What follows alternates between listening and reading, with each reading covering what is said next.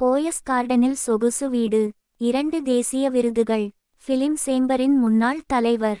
இவ்வளவு பெரிய அடையாளங்கள் கொண்ட ஒரு சினிமா பிரபலம் இன்றைக்கு தன் 80வது வயதில் ஒரு முதியோர் இல்லத்தில் அடைக்கலமாகியிருக்கிறார் என்றால் உங்களால் நம்ப முடிகிறதா? ஆம், தமிழ், தெலுங்கு, மலையாளம் என பல மொழிகளில் வலம் வந்த நடிகர் மோகன் சர்மா அவர்களின் தற்போதைய நிலைமை நம் எல்லோரையும் கண் கலங்க வைத்திருக்கிறது. புனே திரைப்படக் கல்லூரியில் நடிப்பு பயின்ற முதல் தென்னிந்தியர் என்ற பெருமைக்குரியவர் மோகன் சர்மா. ஏராளமான படங்கள், சின்னத்திரை சீரியல்கள் என திரைத்துறையில் உச்சத்தில் இருந்தவர். ஆனால் எதிர்பாராத குடும்ப பிரச்சனைகள், போயஸ் கார்டன் வீட்டை விற்றதில் வந்த சிக்கல்கள் என வாழ்க்கை புயலில் சிக்கித் தவித்துள்ளார். இன்றைக்கு உடலும் மனமும் தளர்ந்து, கையில் காசின்றி சென்னை கும்மிடிப்பூண்டியில் உள்ள ஒரு முதியோர் இல்லத்தில் தங்கியிருக்கிறார். இல்லத்தில் தங்க இடமும் சாப்பாடும் இலவசமாக கிடைத்தாலும் தன் மருத்துவச் செலவுகளுக்கு கூட அவரிடம் பணமில்லை. இதையறிந்த நடிகர் ரஜினிகாந்த் அவர்கள் சமீபத்தில் 1 லட்சம் ரூபாய் நிதியுதவி செய்துள்ளார்.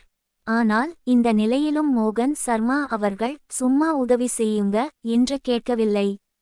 தான் தயாரித்து 2 தேசிய விருதுகளை வென்ற நம்ம கிராமம் திரைப்படத்தின் சேட்டிலைட் உரிமையை சாட்டலைட் ரைட்ஸ் யாராவது வாங்கிக் கொண்டால் அந்த பணத்தை கொண்டு மிச்சமுள்ள காலத்துக்கு மருந்து மாத்திரைகள் வாங்கிக் கொள்வேன் என்று உருக்கமாக வேண்டுகோள் விடுத்துள்ளார்.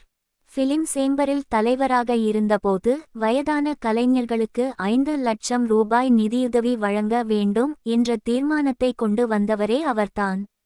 ஆனால் இன்று அதே அமைப்பு கைவிரித்த நிலையிலும் சுயமரியாதையோடு தன் உழைப்பின் பலனை கேட்டு நிற்கிறார்.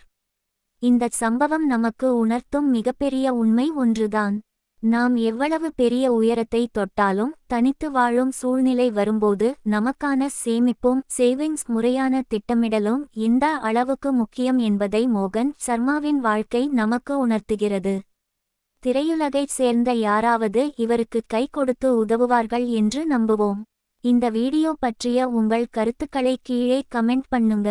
மேலும் இது போன்ற தகவல்களுக்கு நம்ம சேனலை சப்ஸ்கிரைப் பண்ணிக்கோங்க.